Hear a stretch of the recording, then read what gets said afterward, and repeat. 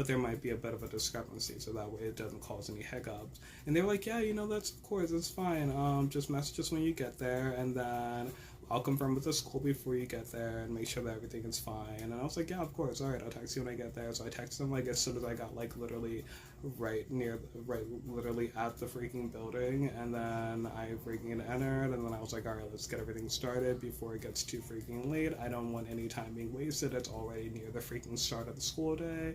And I popped in. The other teacher was still there, luckily too, so we didn't have like any like major hiccups. The students were already like ready to enter the classroom. By the time I got there, it was like just in time to like be before the official like bell starting period, so students still had time to go get their breakfast. I was like popping in, and there were like a few students entering the teacher, and I was like, all right, perfect timing.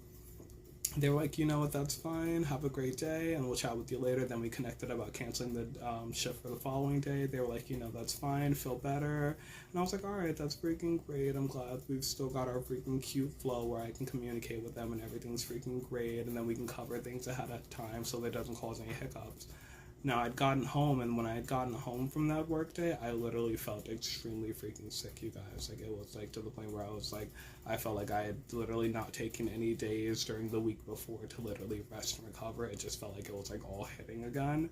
So I slept throughout that entire day. I got home, chilled with Merlin for a bit, and then me and him did like a freaking cuddle sash. He had his freaking snacks and stuff, and then I sat him down on the bed to like roam around because I was like, I'm sick and exhausted, so I'm just gonna get some sleep early. But I don't want to keep you on the bed the entire time because I might be out for like the entire freaking night.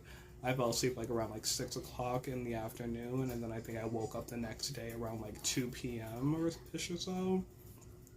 And in the midst of it, I was like, of course, let me check my freaking emails, my texts, and see what's been going on, what I might have missed out on. I got an email from my team, and they were sending me a separation message, and I was like, what the freaking heck is going on? And in the midst of it, I was like, what's going on? I literally had a perfectly fine day yesterday. We had communication that was consistent. You guys were telling me that everything was fine, everything was okay. It was dandy as it typically is for any of our work days. And any time that we communicate. And they were like, you